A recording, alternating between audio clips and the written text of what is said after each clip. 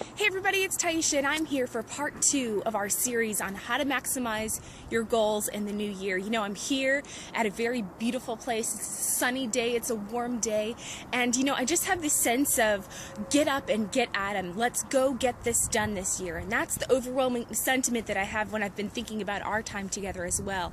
I hope that you've done your homework so far. Our homework so far has been to list out the goals that you have for this new year, and then to create some intention alongside of those goals. And that's just really basically putting the measurable and specific things, but more importantly, it's answering the question, how do you know when you're successful? When you reach those goals, how will you know you've attained success? Well, today we're going to be talking about that kind of dirty word. It's the D word. We're going to be talking about discipline. And that's really the second of our 4-part tenets as we go into maximizing this new year. Nobody hates, or nobody loves rather, the word discipline. It kind of has a negative connotation to us. But, the jury's still out. People debate for long lengths of time whether or not somebody can be made into a more disciplined person.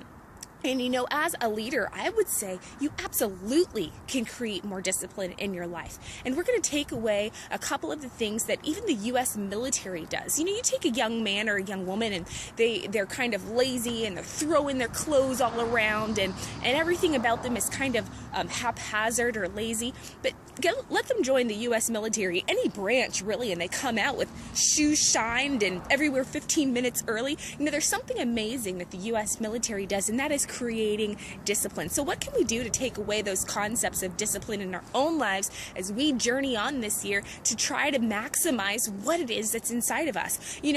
I believe that you cannot have discipline and really maximize discipline on your own. We're really not hardwired to be disciplinarians. Sure, some of us are great eaters and some of us exercise like clockwork, but a lot of times if you find the people that are incredibly disciplined, it's because something very serious has happened. I know a lot of people who really are regiment because, they have a history of diabetes in their family or because they were diagnosed with something. So, of course, they're going to be very disciplined.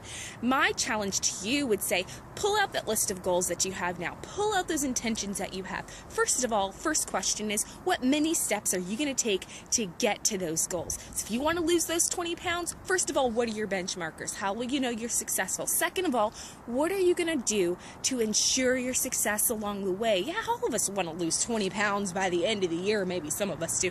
We want to lose a few pounds, but how are we going to know throughout the way that we are doing what it takes, that we're doing the hard work? In the blog post we talked about this idea of discipline, and there's really no such thing as a healthy preemie. You and I are not intended or called to be preemies.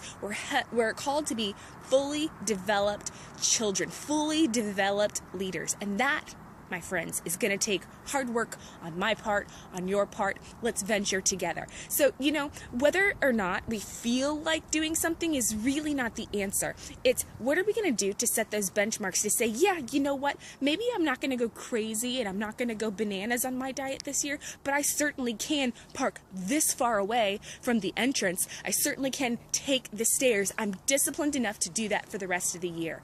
The next thing that we're going to do is to put alongside of those goals, those measurable benchmarkers that we're willing to commit to, not some loosey-goosey, I'm going to take the stairs every week. How about let's work on taking the stairs once a week and then build your way up. You will see that as you set those incremental goals and you're willing to do the work without excuses, that you and I are going to be like shining bright stars, kind of like the military makes shoes shined and 15 minutes early to everything we come to. Come on, let's show up this year to our goals. If we really want to maximize it, it's going to take the hard work. I'm willing. Are you?